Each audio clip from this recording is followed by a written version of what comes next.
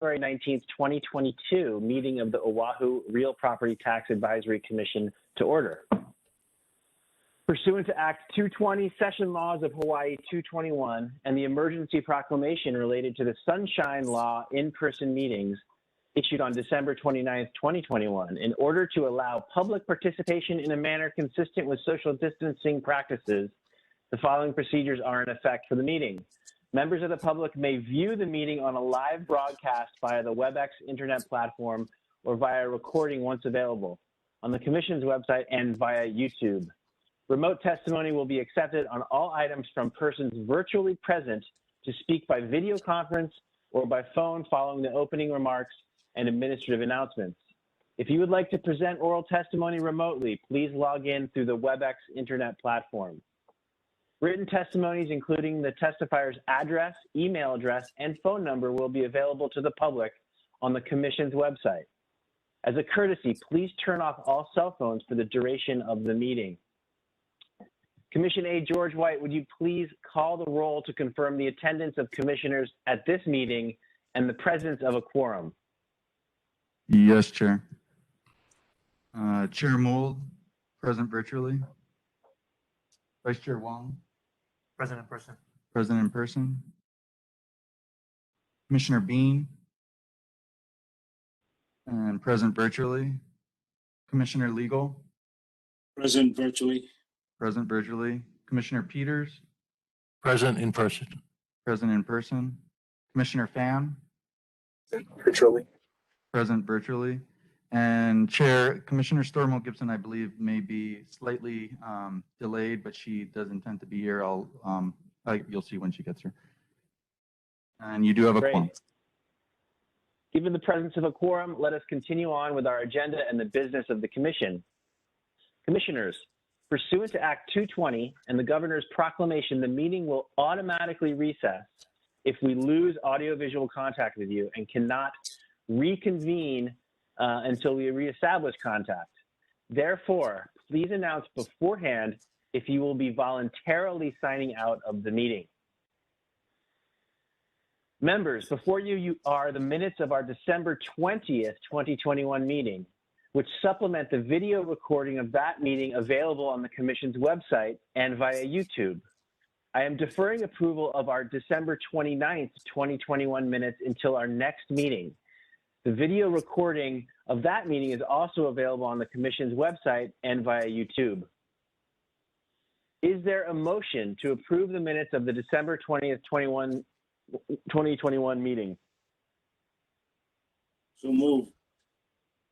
Seconded. Is there a second? Vice Chair Wong did second. Absent objection to this motion, do we have unanimous consent to approve said minutes? I just have one comment. It's a clerical correction. The minutes read Wednesday, the 20th, and that was a Monday. Thank you. That correction. Thank you, Commissioner Pham. Yep. Great. All right.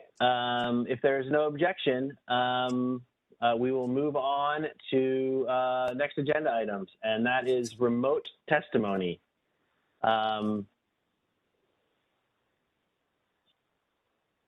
We will now proceed to the remote testifiers.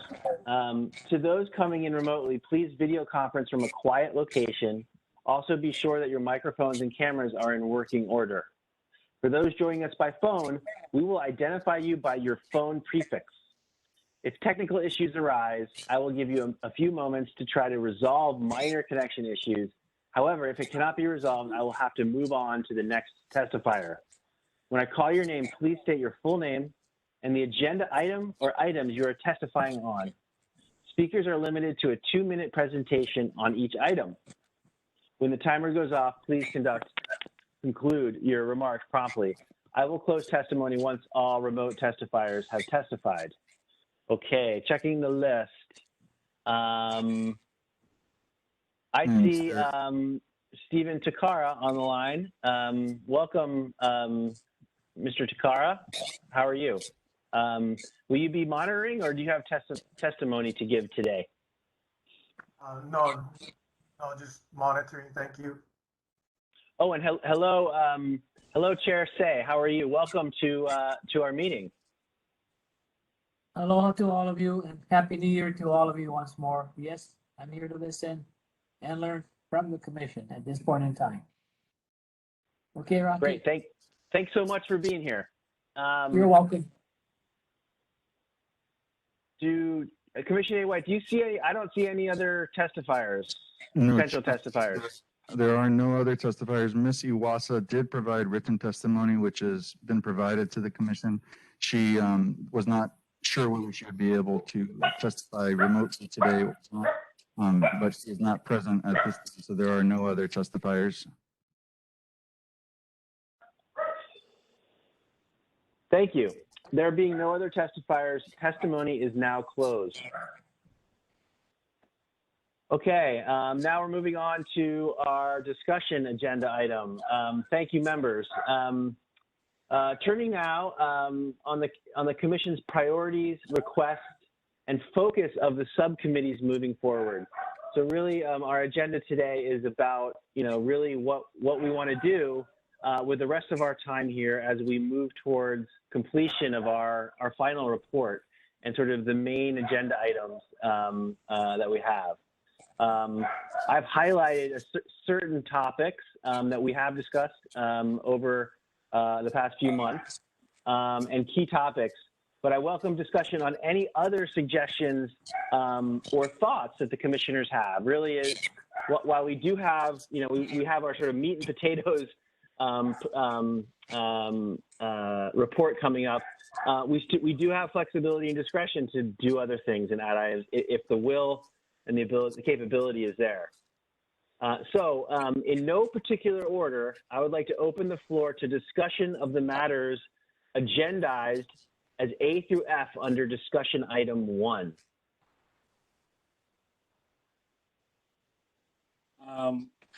Mr. Chair, on this, Yes. the first one, this is Jack Legal, Commissioner Jack Legal. Baseline review of all existing credits and exemptions. I think this is part of Ms. Iwasa's testimony as well, written testimony. I just want to throw this at you guys because I've heard this this idea during our legislative meeting with some of the legislators in preparation for this legislative session. One of the legislator there must be some merit into it, but I think it's probably needs a lot of study. His idea is basically to raise taxes, property tax, which we don't like, property taxes, but at the same time increase the exemptions and credits to senior citizens,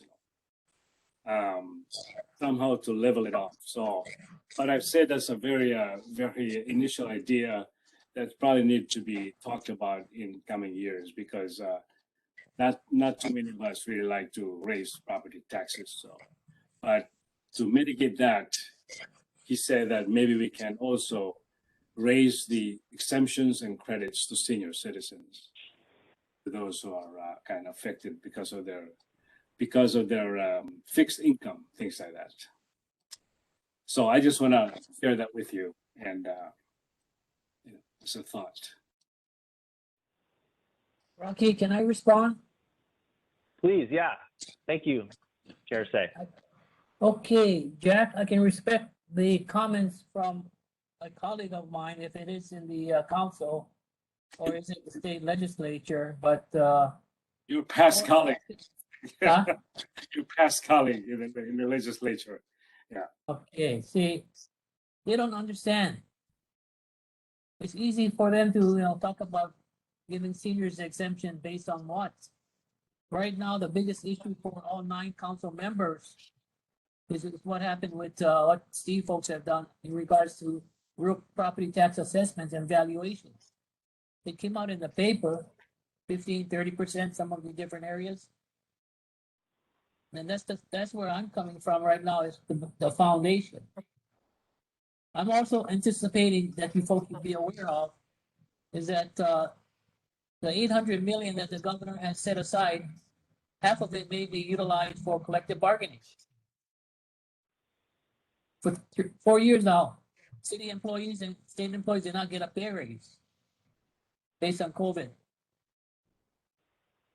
So that's where I'm scrambling right now, but a lot of my colleagues here in the council or the commissioners, I think they made a request for Mr. Takara to just come up with justifications on how we arrived at the increased valuation. They want to know why. Why did my property tax value go up by 15%? It's not the rates, it's the valuation.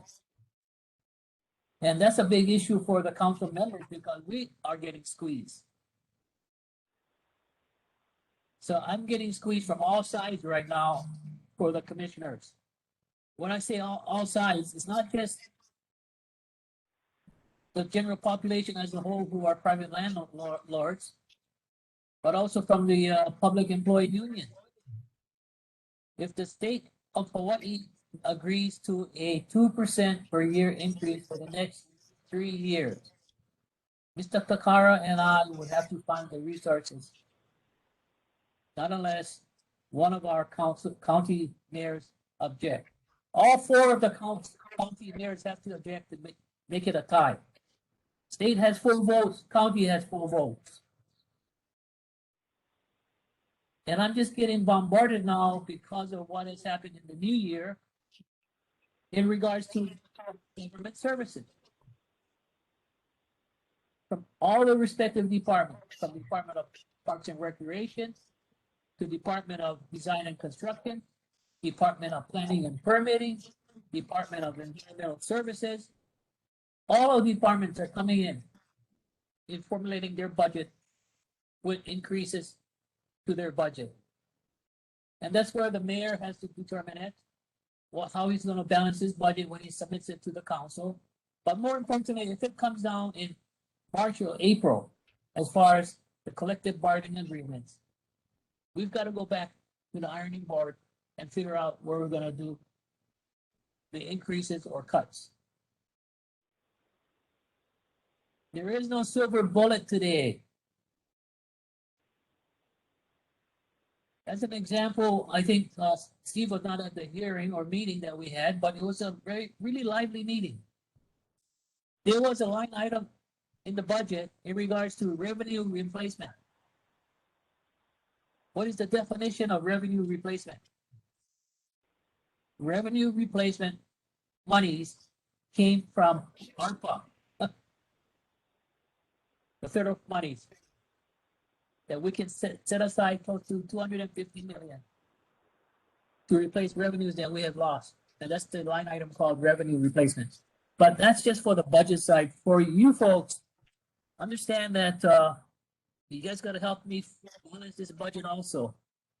And, you know, I thought I didn't do a very good job last year, but I didn't want the council or the administration to get hurt on the tax that, you know, Steve and I talked about, and we came up with a slight compromise for the solar industry. And that's the kind of stuff I'm going through right now. So first and foremost, Jack, my colleagues from the legislature, can you ask them that I'll be willing, this is me, only me maybe, I'll be willing if they allow the county to increase the general excise tax to 1% for perpetuity. Right now it's 0.5% for rail. Go all the way, 0.5% for the general fund, 0.5% for the rail, but it's for perpetuity, not 2030. It sunsets on the GET side. And I need you folks' help really, because we have to broaden the tax base. Everything falls upon all of us as a commissioners on the property tax. You just text me, okay? Text me, okay, bye. Yeah. Okay. So that's where it's at, Jack. I'm happy they can propose this, but they're the very ones that cut $44 million last year from the county.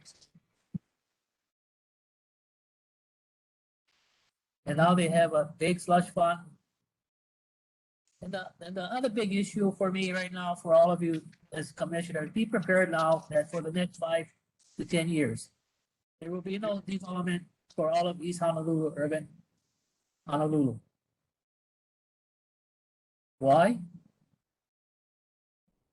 for developers who have to go through the permitting process, one of the requirements is the EWS water allocation permit. Correct, Chad? You gotta get BWS to sign off on it as far as the water allocation. But with the capping of the Halava shaft, the Halava well, and the IL well, East Honolulu right now is not generating 22 million gallons per day. And that's why he said he asked we as a general public to conserve water. I am concerned because construction is one of our economic pillars in keeping Oahu and the state of Hawaii afloat. This is the kind of discussion I'm very blessed to share with you because I am worried about what the state legislature is going to do. You're going to look short term, you're not going to get ahead because to replace, or let's say to defuel the tanks now, how long do you think it's going to take? There is no negotiation or discussion right now with the Navy. How long will it take us to defuel the 20 tanks? And then we're going to replace the tanks? Let's have this discussion open and honestly, not with you folks, but with the general public at large. But the concern will be, it will be affecting the two economic pillars that we have today, which is tourism and construction. If the beneficiary is Department of Defense and military spending, so be it. But that's been my upbringing the past years, that we only have the three economic pillars: tourism, defense spending, and construction. And of the two of them, with the cap on the wells at Halava Shaft, Halava Well, and IL Well, there's 22 million gallons of water that is not being pumped to East Honolulu right now. As real property tax commissioner. I'm just why I say, I'm just being honest. We'll see how it goes. But when people say, yeah, tell the council go fund this or that, hey, wait, do we have the resources to do it? But the bigger issue for us, I hate to say this, is that yes, we're getting bombarded with calls and emails in regards to the assessment. Yeah. Okay, that's where I'm at. That's where I'm coming from. I'm sorry I'm talking too much. But I just wanted to share my manao with all of you, and thank you for your service. Thank you so much, Council Member Say. This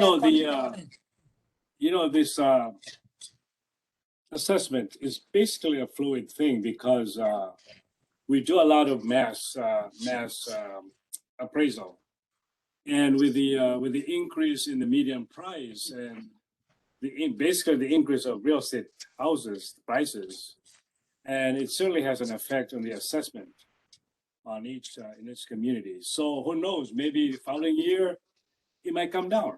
You'll never know. The other question that I have for you, Council Member Say, is what is the effect of this 3% TAT that the city is going to levy now? What is the effect? Okay. The 3% TAT. Yeah. Okay. For this year, 1% goes to rail, 0.25 goes to this natural resources fund, and the balance goes to the general fund. The second year, it will be the same formula. And then the third year, it goes up to 1.5, 1, and 1.5 in perpetuity, the financing of the rail. And then the balance again, 0.25, goes to natural resources, and the balance then goes to the general fund. So I don't know if the tourism industry will rebound as what we wanted in the year 2019, where we had over 10 million visitors. So sometimes I look at the behavioral forecast, it's very optimistic. But you tell me, all of you, when will our international travelers come back also? That's the big issue because of the quarantine issue for those individual foreigner travelers who go back to their homes, that they'll be quarantined still yet. And it's not getting any better. You look at what happened to China now. Now they're having the Omicron crisis occurring 2 weeks before the Olympics. Hmm. So that's where I'm coming from at this point in time. Just trying to figure out a way, ask Steve, how we can balance our budget. And sometimes I don't mind being the bad guy, but somebody has to, grab the bull by the horn, or we'll probably find monies with the ARPA funds to do the revenue replacement. But remember, all of this now, it's a one-time cash infusion, the federal monies, ARPA. Hmm. So that's where it's at. I know Natalie had some questions also to me about the assessments, and I'm happy, but that's just one individual out of many who have contacted the city council on the assessment. Natalie, your thoughts? I see you there, so. Yeah, Natalie is there. Is it okay if I provide some testimony? Is it okay? Okay. All right. So good to see you all. Hey, sorry. So we have closed testimony, but I'll allow you to provide your. We started at 2. I'll allow you to provide your testimony, Ms. Owasa. Please. Okay. Please proceed. So I'm sorry. I was on hold with the IRS for 3 hours, but anyway, I did submit written testimony. It's quite lengthy, but I mainly wanted to just check to see if you folks had any questions, because there's kind of a lot of history there. And that was my main purpose, because you can read what I had to say. I just wanted to find out if you had questions. So my recommendation would be, if you can, stay tuned for when our next meeting is, when we've had a little more time to absorb your lengthy comments. And if you're on there, I'll make sure we have time to digest that and ask questions of you at that point. How would that work out? That's fine. I did list my priorities at the end of the testimony. So in case you didn't get through the whole thing, that's where the priorities are listed from my perspective anyway. Yes. Okay. All right. Great. Thank Well, you. thank you very much for providing your mana'o on that. We really appreciate it. We'll take a look. All right. Thank you. And Chair Say, thank you so much for your comments. Do you have more to say? Frankly, I really appreciate hearing this from you. This is really important for us to understand, the importance of of the recommendations that we're making, and of, the real property tax base as a key funder of city priorities. Well, Rocky, this is a time that I think everyone has to be aware of about, can we survive with government financing? If the state of Hawaii does not achieve its forecast from the UHERO forecast or the Council on Revenues, then they're going to start the cutting again.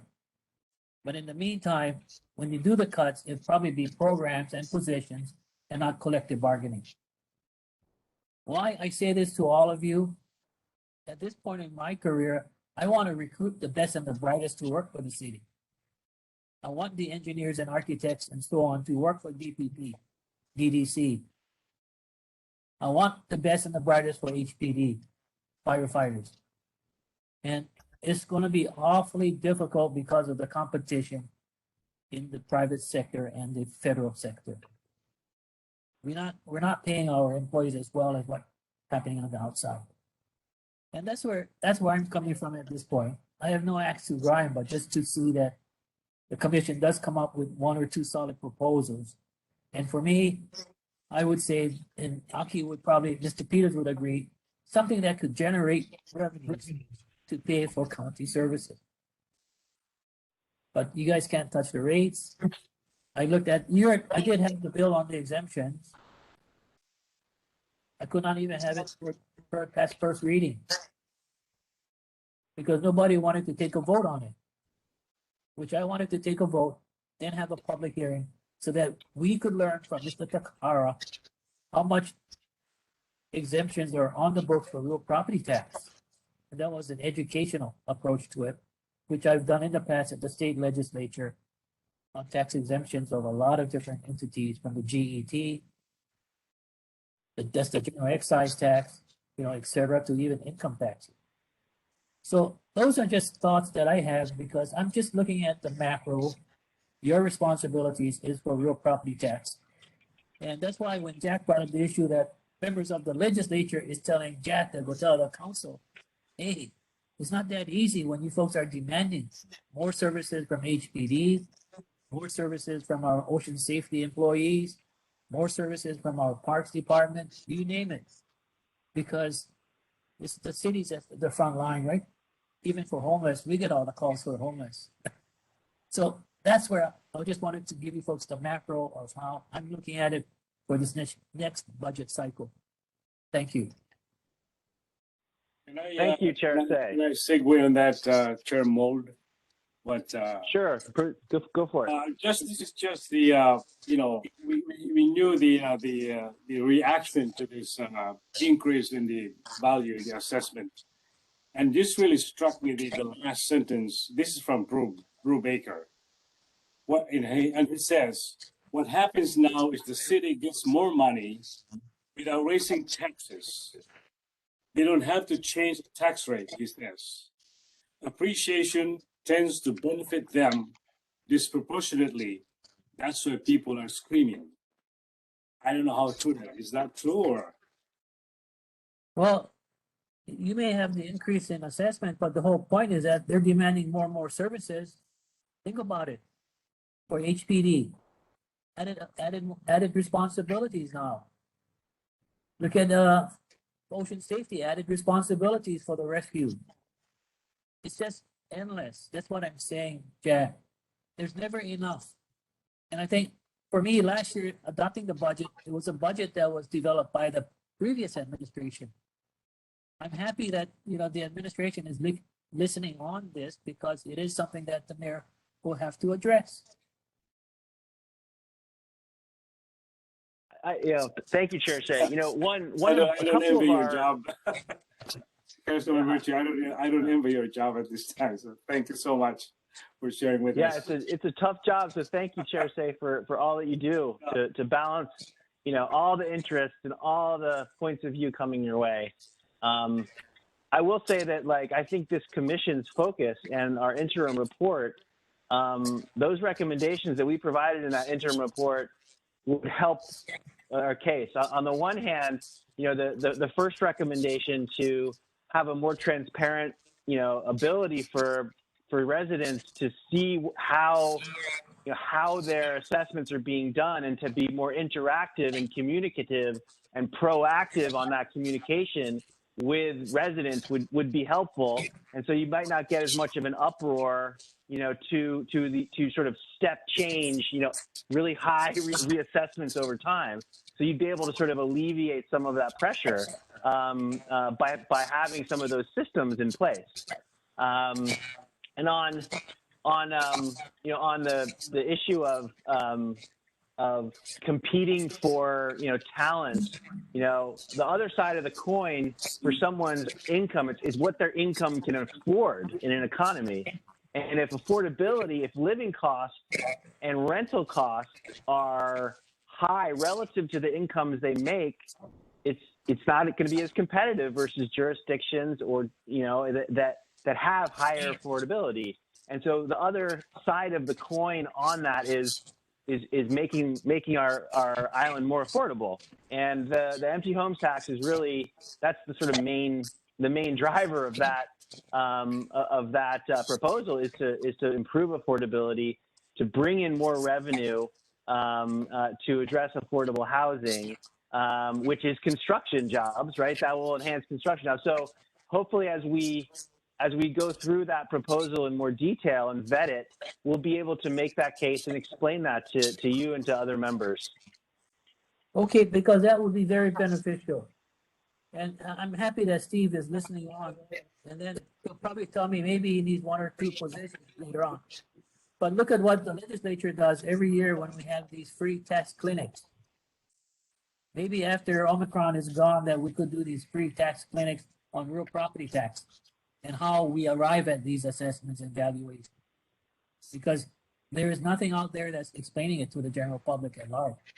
All they're going to do now is appeal. They have no choice but to appeal. Right. Great. Thank you very much. You're welcome. Thank you, everyone. Sorry. Just to add Do any in, other commissioners have response or would like to say something in response to Chair Say's remarks? just adding in, Vice Chair Wong here. I don't know if you all can hear me. We can hear you. Thank Council Member Say. Thanks Chair Say again for his comments. We appreciate them. Appreciate his attention to the commission's work right now.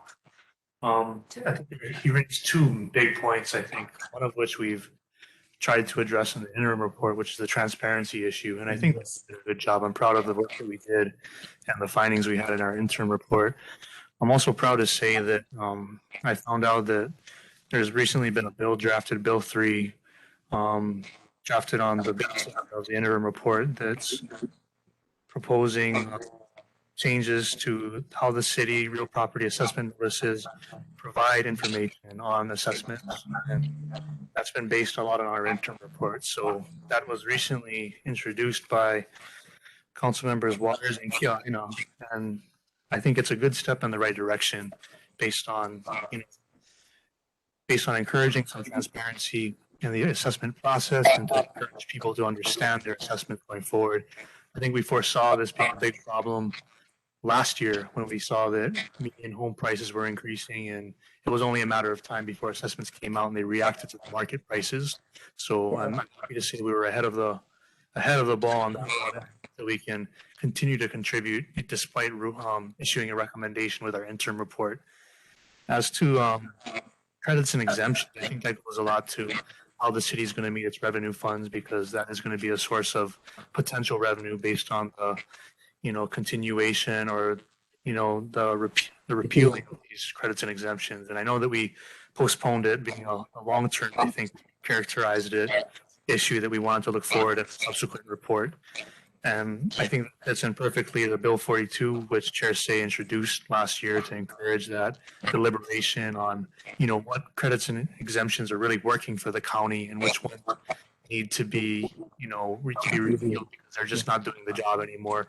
They're not fair to the rest of the taxpayers, and quite frankly, which ones aren't in our best interest anymore. So I think that being discussion point 1A on our agenda right now is pretty telling. I look forward to the next few meetings and hashing out what credits and exemptions, we think should be put on either the chopping block or, put up on the pedestal for an increase when we talk about senior homeowners exemption and stuff like that. So I look forward to a lively discussion with all of our commissioners. I think that we've really hit the nail on the head in the past. I think we'll do it again coming up soon.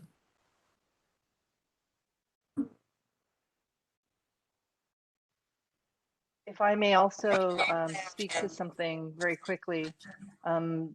This is Commissioner Bean. I think when we're talking about bringing in more revenue, and I do appreciate Council Member Say's comments on all of it, it's very eye-opening.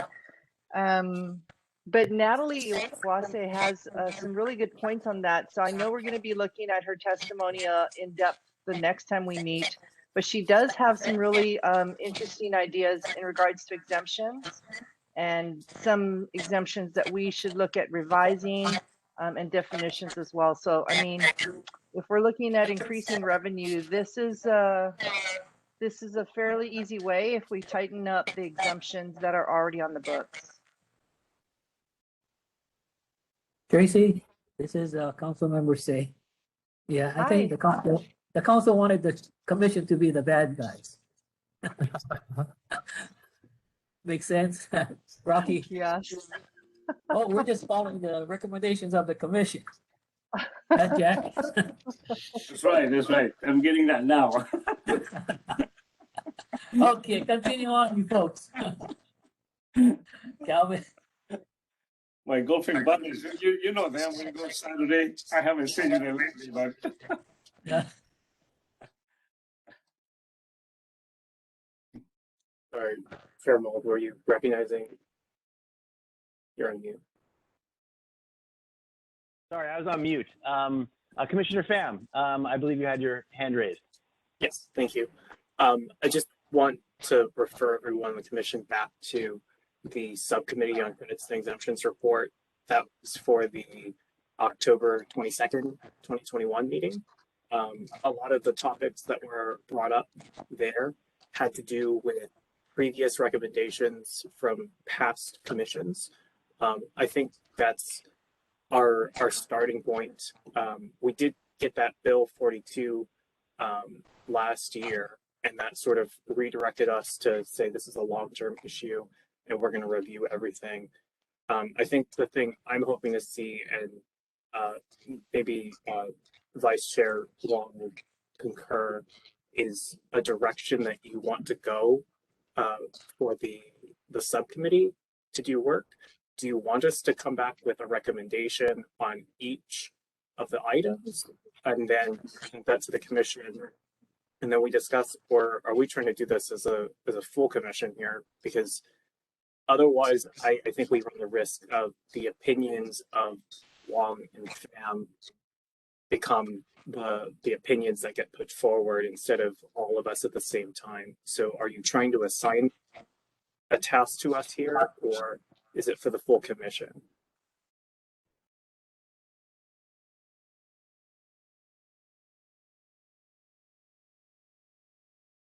Well, I mean, I think, you know, if the full commission, I mean, we have your report. I would say, I would say that, you know, if the subcommittee wants to take another crack at it after getting some more information, by all means, that would be welcome.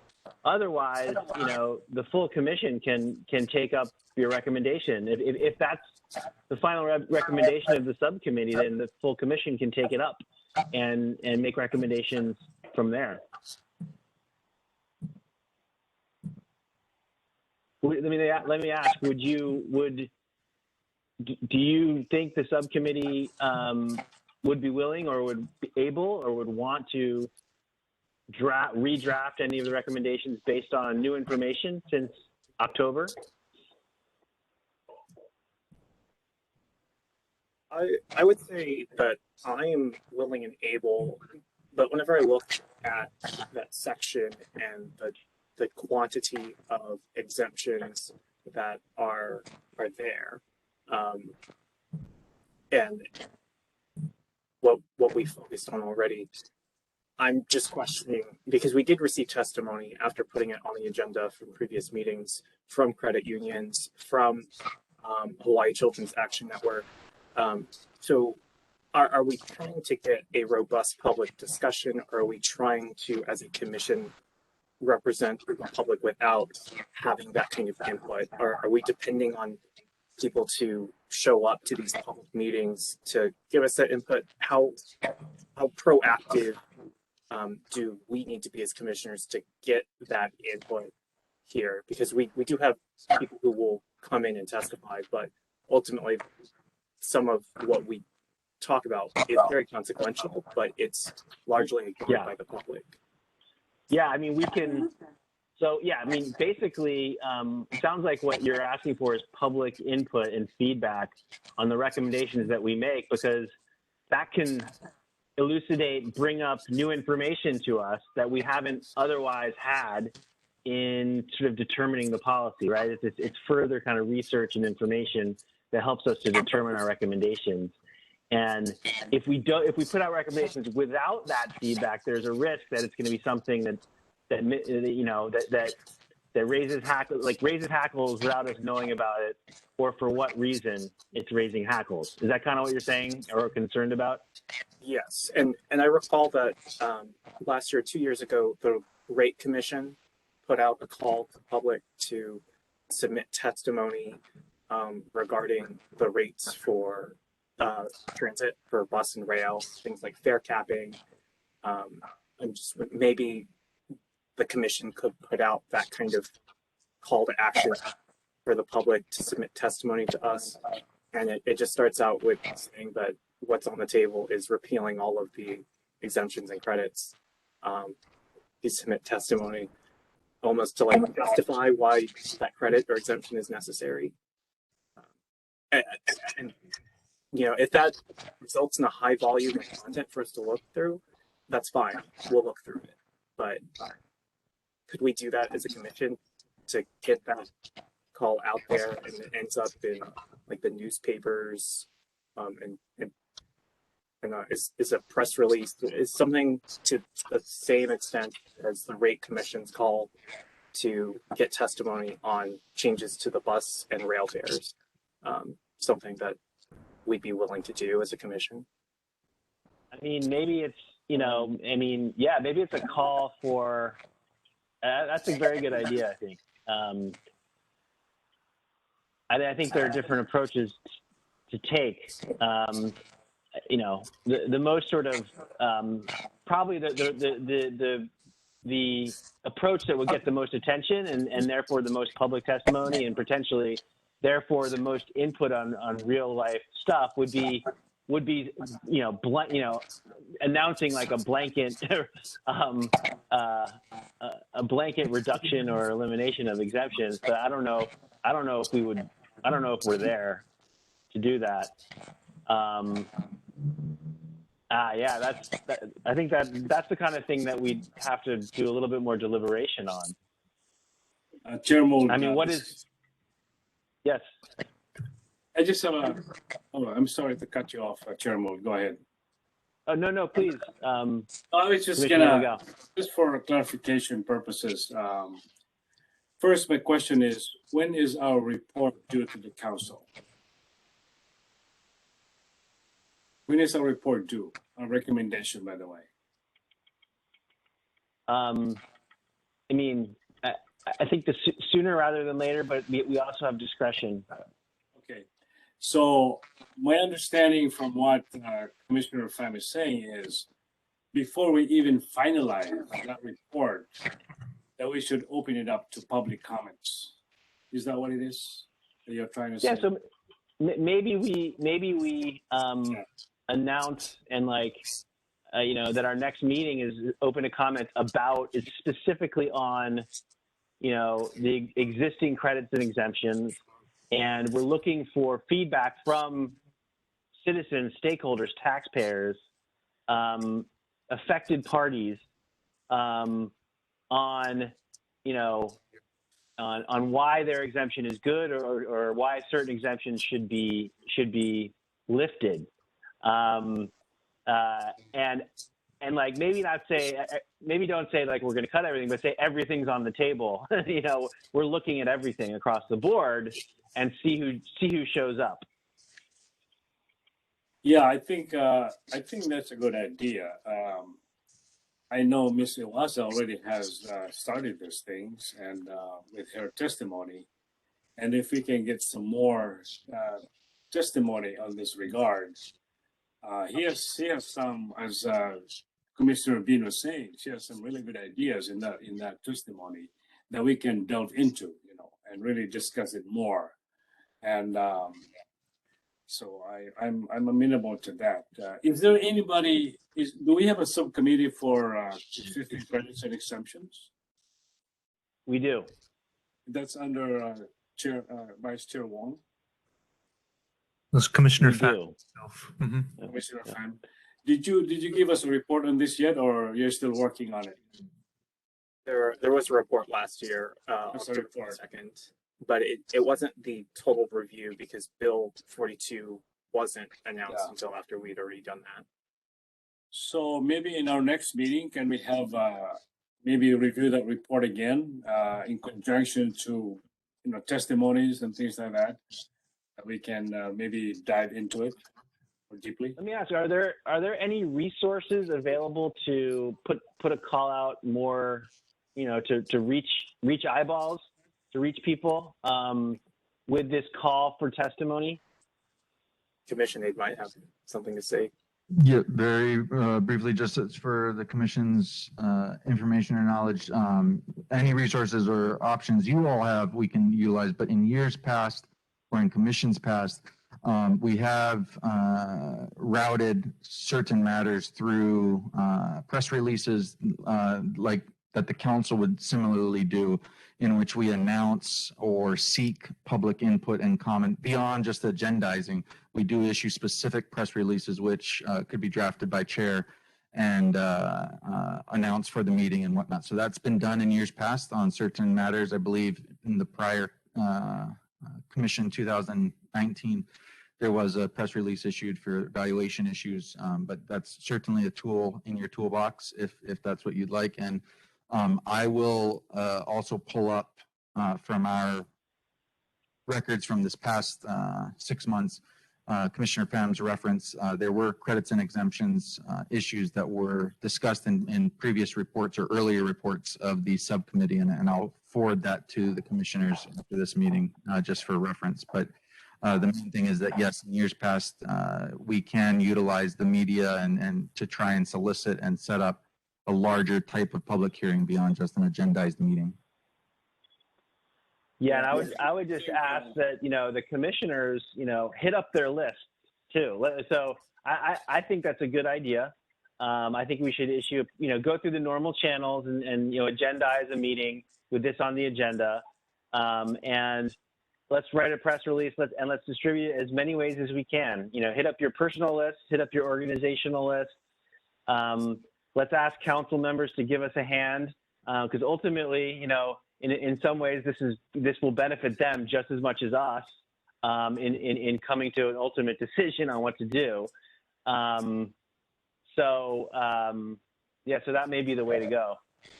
Yeah, I think I agree with that because it's good to have it on the agenda, but not everybody is tech savvy and they don't really get into our website. But if you put it out there on as a press release or media and things like that, it has a wider exposure that they don't really have to be clicking this, clicking that, and just to find the agenda on our meeting. I think I agree with that approach. And Chair, just very briefly, I believe I saw Commissioner Stormo Gibson log in. I just wanted to recognize her presence, but I believe she might just be off. Oh, there she is. She is present, Chair. And then one other suggestion that came in through the chat function from former Commissioner Iwasa is that the neighborhood boards are also a terrific avenue that the council relies upon for their input. Right. Got that one. Great. So do we need to, so what's the action here?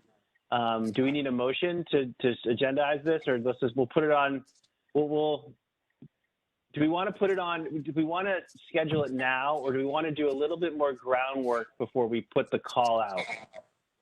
That's completely the commission's call and also your call, Chair. What do commissioners think? Should we have one more meeting on this after looking at and then at our next, have on the agenda at our next meeting, scheduling some kind of public outreach type of, and hopefully I'll have a press release drafted for the next meeting, and we can talk about the schedule for that. How about that? Yeah, I would because Vice Chair Wong and Pham already has the report in this one, and you already have the foundation that they can present, and people can chime in. Yeah, I think maybe something that Vice Chair Wong and I could do is get together and just have like a preliminary gut check about each of the exemptions or credits so that there's something for the public to actually react to. Because I think what you brought up earlier is that we don't want to say we're completely considering removing all the exemptions. But there should still be some sort of content that people can react to beyond we're doing total review. Because I think total review is still a little too vague. You might actually want to stay considering eliminating this, right? And listing each one or listing what the purpose of each one is or how each one works. But something that's more meaty, I guess. I think that's great. So how about if you guys would agree to a subcommittee meeting before now and the next meeting, and then, iterate something with us, with the commission before the next meeting, so we can review, that would be great. Or, on whatever schedule we think is appropriate and realistic to do this.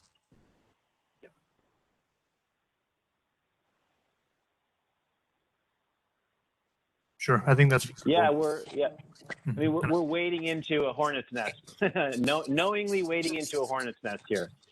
Yeah, I think that we can also preface our review of certain exemptions and credits by referencing previous commission's reports. I think by highlighting certain credits and exemptions that have been, pinpointed for a possible repeal or a removal, that might, bring that to the forefront, at least giving people the heads up that these have been, on people's mind for some time. I think without telling them or without, giving the impression that we've already made up our mind that we're already going to rule that we're asking for a repeal of certain exemptions. I think just bringing it to the attention might be, a prudent way of going about. I think this is, we're talking about being transparent, and this is part of being transparent with the public, and I think it's going to go a long way for us to do that. And of course, there's very good reason to be doing this. It's about efficiency and equity, which is in our core mission statement. So, yep. So, Chair Mold now. So the process now is the subcommittee will have a subcommittee meeting, and then they're going to tell us, or by mail, or by another meeting, or how are we going to do this? How about any thoughts from the subcommittee members on the approach they would prefer?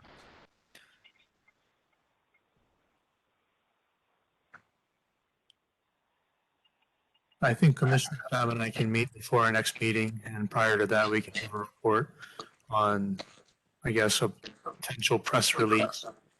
Get a quick review on our previous report, and I think by that time, with the help of Commissioner Aide White with redistributing the materials, I think that we can all get an idea of how to proceed at that next meeting and how to call for public testimony.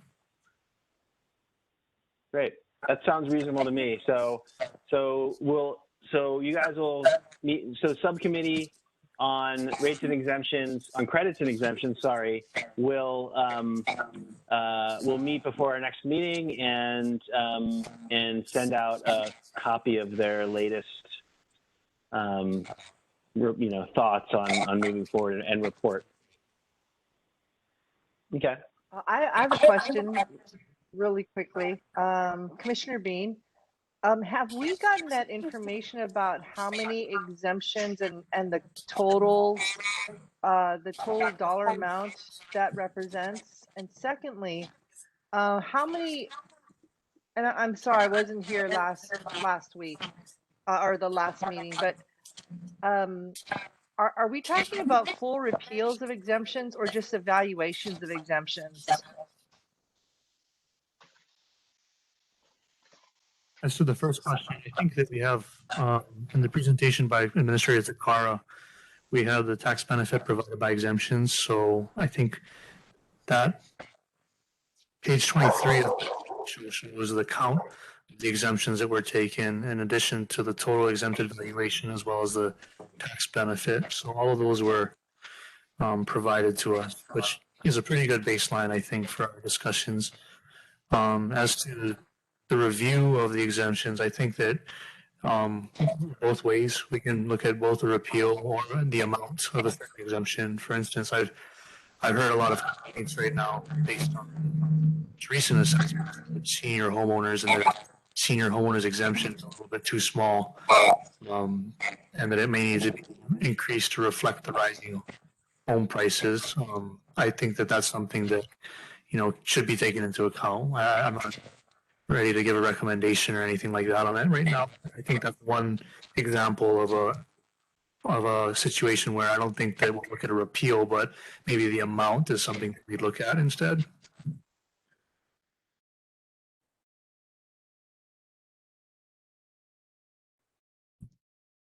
Great. Thank you. So we will look forward to seeing your work. Thank you for your service and offering to do that in the interim.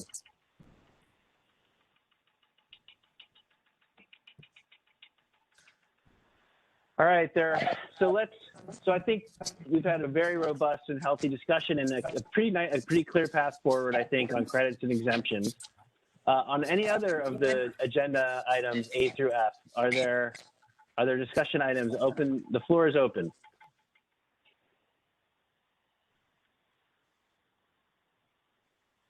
This is Vice Chair Wong here. I know the evaluation subcommittee was discussing the valuation, the problems created by leasehold properties, and how we currently at this time. I appreciated Administrator Takara's remarks, I think maybe a month ago or so, where he, described the difficulties in prescribing values to whether or not we bifurcated it between the leaseholder and the fee owner, and how that would work out and how we would value it. But I think that the subcommittee on valuations should take a crack at it, because it was raised as an issue of how leasehold owners and long-term leaseholds are valued the same way as fee owners right now. And there's some uncertainty, and at least if we can't propose any recommendations on changes to it, that at least proposing increased transparency as we did with other aspects of valuation, to let the public know that if they buy a leasehold under the current law, that they're going to be assessed on the total value of that property as if it was a fee. But I think the subcommittee on valuations should take that up, whether it's an informal meeting or just email communications. I think we can handle it and hash it out. Great. Thank you. Thank you for that. We will look forward to that, and we'll put that on the agenda for the next meeting. Is a discussion of your updated recommendation on leasehold and valuation. Yeah, I think that would be a very interesting discussion, because I think that Vice Chair Wong, I think you're involved with the in the appeal, tax appeal, right? And this comes up a lot, So I think that would be great. That would be a good discussion.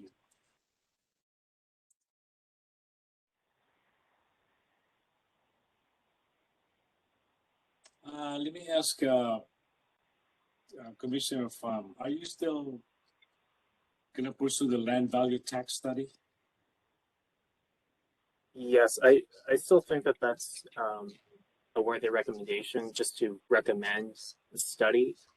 I would say, though, compared to item 1B with that systemic analysis of the system and tiering, what we're talking about with items B and E, as well as the current system with our interim recommendation on empty home stats, is those three ideas are kind of discrete from each other. So if we're looking at having a recommendation for total review of the classification system and tiering, then that might preclude consideration of land value tax, because those would be long-term changes and holding on to a system long-term. But I also don't think that there's anything wrong with studying land value tax. I think the reason why it would need a study is because it's something that is so radically different from our current system, whereas what we're talking about with the systemic analysis of the classifications and tiering is something that would be just adjusting the systems we already have in place to work a little bit differently. Right. The land value tax would be a complete rewrite and restructuring of how we do real property taxation, whereas item B, the systemic analysis, and I think we've talked about a proposal from Commissioner Peters on this already. Would be sort of working within the current system that we have. I mean, couldn't we do a land value tax study and still go through the work of a systemic analysis of the existing system? Yes, I think we can do both. I'm not sure if there's more to discuss about the land value tax study other than maybe getting more input from Dr. Darboden about what a study might look like, if, you know, who might conduct that, and if we could put those things into a recommendation. Yeah.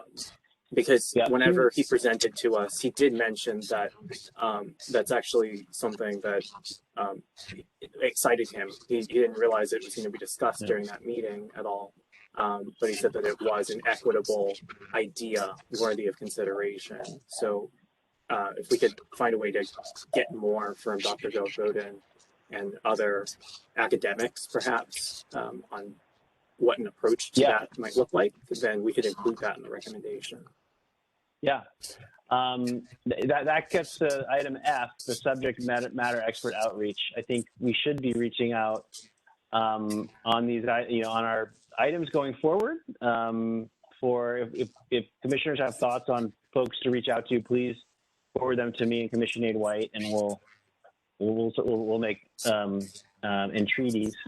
And also, I mean, I think we might, if there's a subject matter expert that can weigh in on some of our, really, I'm thinking of the empty homes tax. We might want to also look at bring that in as well.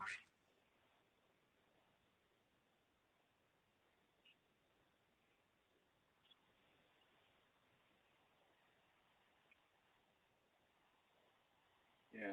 Anything for active real property tax related measures being heard by council, item C?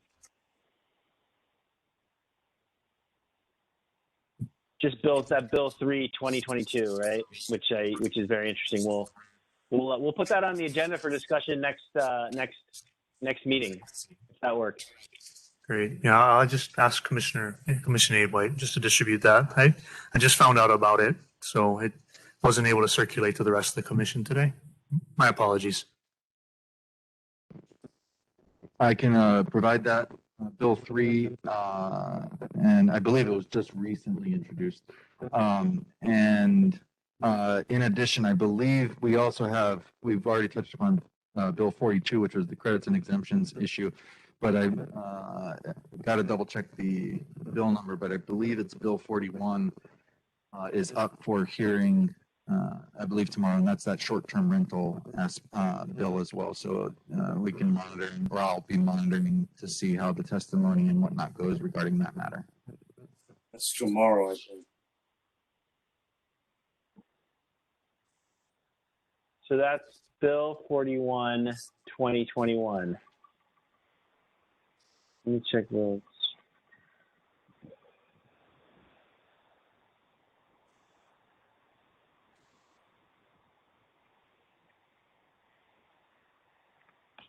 Yes, so it's set for hearing tomorrow at 9 a.m. Bill 41, and that's the LUO matter. It does have a significant CD1 that's been proposed and agendized. But again, I believe that none of the substantive changes to the bill are affecting what was previously provided to the commission regarding this, as it's specific to the short-term rental aspects as opposed to the real property tax aspects. So the bill still has that section regarding real property tax, but that has, and I'll have to double check the most recent CD1 to confirm that for the commission, but that is set for a hearing tomorrow at 9 a.m. Okay. Well, I would encourage commissioners to attend and watch that one if they can.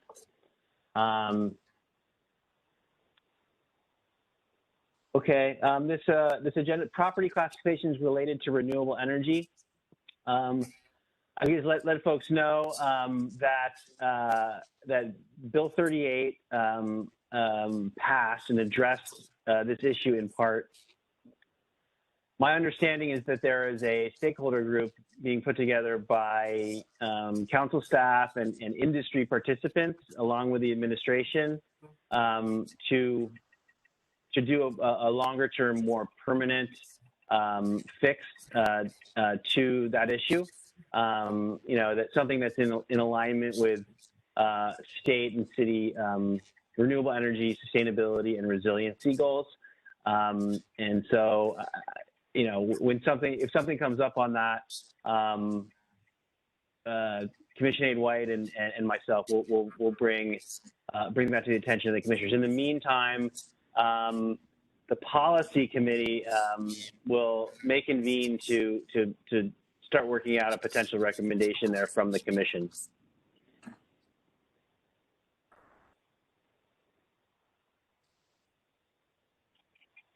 All right, just a question on my part. I know it was discussed about a presentation of the commission's reports to the city council if anytime. I was wondering if that was still going to be an option, if we were going to be asked to present our report or to provide any kind of testimony on that. That's a great question. I would recommend that we try to schedule something where we're on bills that come out of, or maybe an informational briefing on our commission. We could request that to Chair Waters or Chair Say and request that. Is that your understanding, Commissioner Aide White? Yep, and based on Vice Chair's suggestion, I'm more than happy to follow up with Chair Waters as well as Chair Say. Should they wish to hold an informational briefing or however they wish to approach the matter, but I'm happy to follow up on behalf of the Commission regarding that. Rocky? Yes. Yeah, why don't you, like George said, go and contact Chair Waters, but make it the executive committee of the whole. Okay. Executive committee. Gotcha. Instead of Thank 5, you. you have 9 members in attendance. Got it.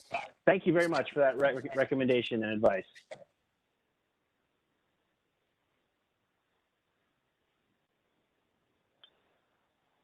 Any other comments or discussion on the agenda items you see before you, or anything else that any of the commissioners want to bring up that we haven't already considered?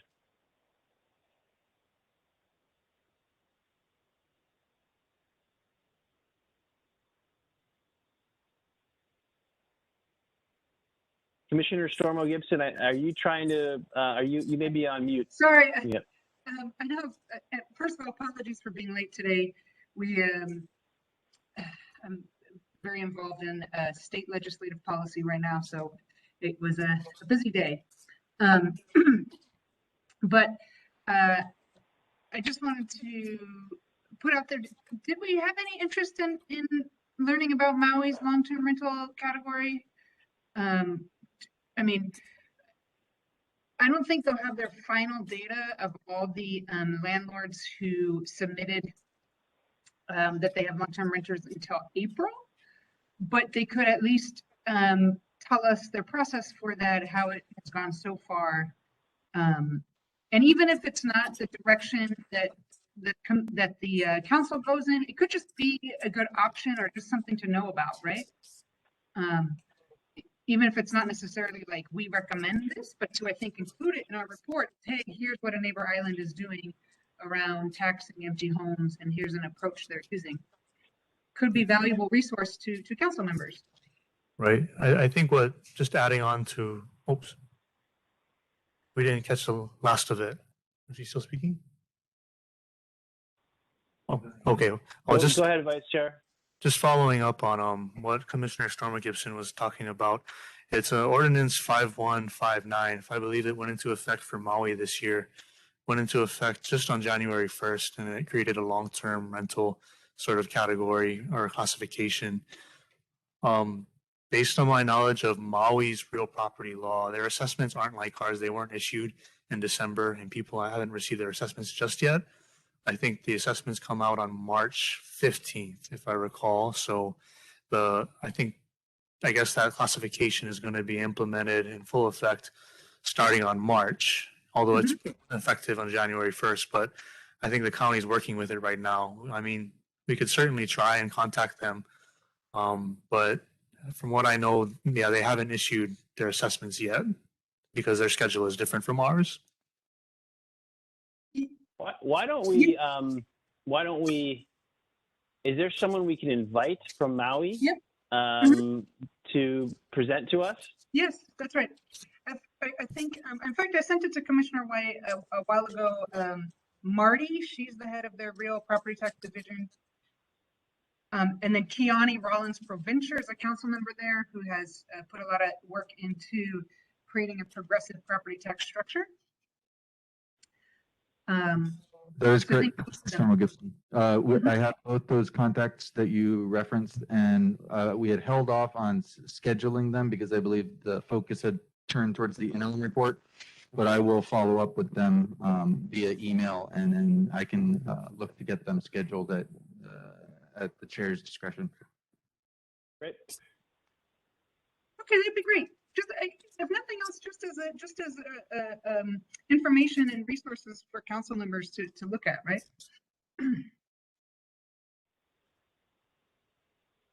Okay, thank you.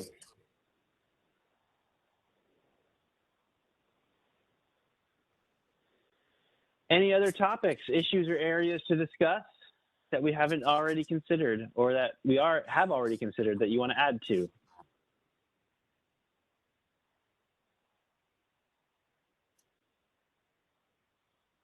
Hearing none and seeing no hands raised, I will move on to announcements.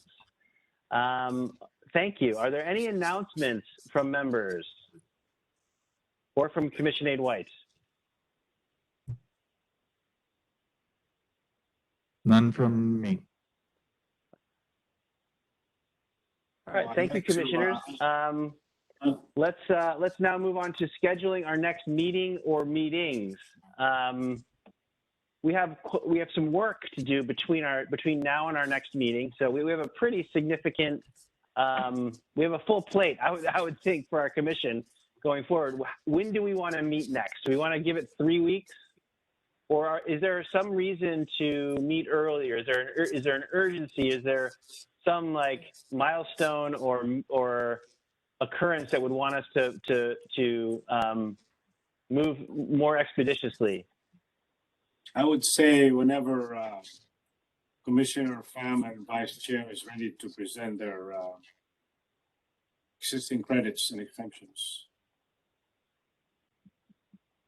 So that could be in 1 week, could be in 2 weeks, could be in 3 weeks. Subcommittee members, sorry, go ahead, Commissioner Aide White. No, just for your all's calendaring, looking forward, I would say that blocked off specifically would be if we're looking just in February 8th, 9th, and 10th are when the committees meet. So that likely would not be an ideal time to meet. Other than that, the council full meeting for the month of February is on the 23rd. So other than 8th, 9th, 10th, and the 23rd, pretty much it's open to you all. 8, 9, and 23rd. So 3 weeks from today is the 9th. Monday the 7th, I believe, is a holiday. I believe that's President's Day weekend, correct? Or am I wrong? That's not, That's the 21st, I think. oh yeah, so okay, that's not then. So it is that Monday. 21st. I'd be available on the So- 7th. On February 7th for a commission meeting? Yes, I think that would give us the subcommittee the next week to meet, and then we could be ready by that Monday. Commissioner Wong, can we confirm now if we're going to be able to speak or meet virtually within the next week? Are you available in precisely 1 week in the evening time?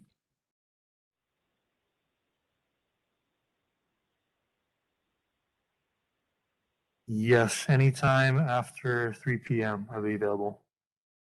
Okay. Yep. Then I think the 7th for the full commission is doable. Okay, so why don't we schedule our next meeting for February 7th? 2 We o'clock? need to have a motion for that. No, we're good. We're good. Oh, somebody. Should we say 2 p.m. 2 on p.m.? February 7th? Yes. I move February 7 at 2 p.m.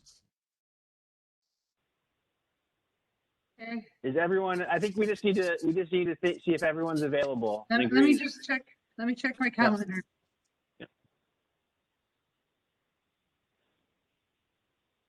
Although I appreciate your moving, Commissioner Legal. I always like to move, you know.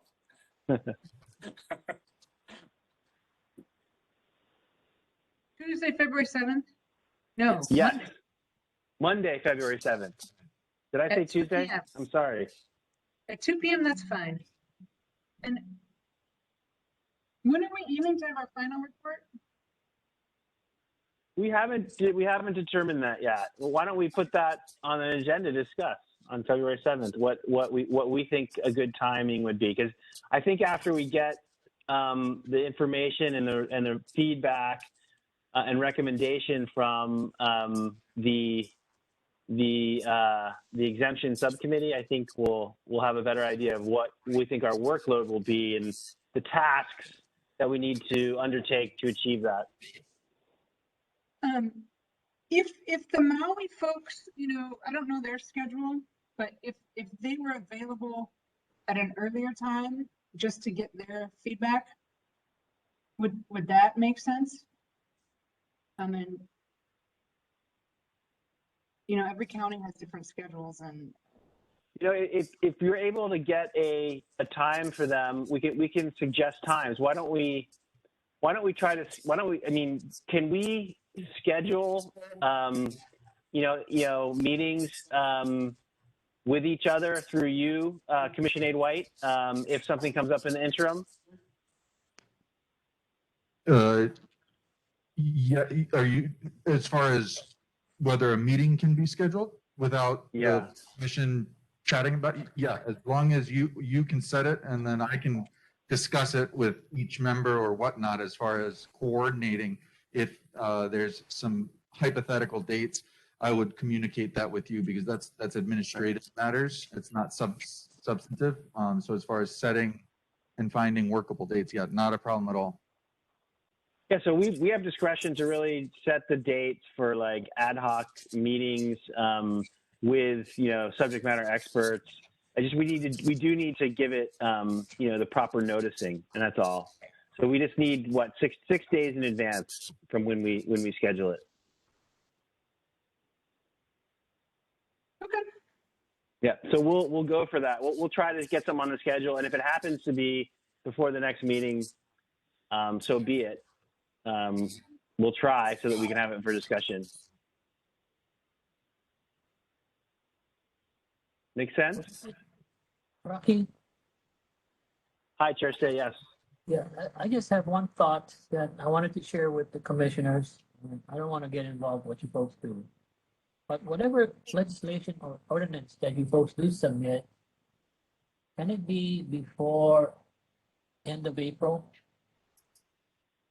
Chair, who is talking? Calvin. This is Chair Say is talking, Commissioner Legal. Calvin, yeah. No, So he's actually providing guidance to us on timing for our final report, which would be most useful. yeah, the internal deadline, because if there is any, new ordinance that's gonna be proposed, I'm just trying to incorporate it into the budget. Yep. Right? So that's the thought, George. That's the internal, but, deadlines that you folks would consider using. Understood. Steve, I think you folks are already working on the budget, and I don't know what value as far as assessments you folks are looking at in coming up with your budget, with the mayor's budget. Just that, yeah. Let's see what happens, but see, I don't know the formulation of their budget. If they're incorporating the valuations that were sent out to all the private landowners. And if they are, then it's a windfall. If it's not, then we've got to go and massage it again. So that's all I'm saying, Jack, Robert. Thanks.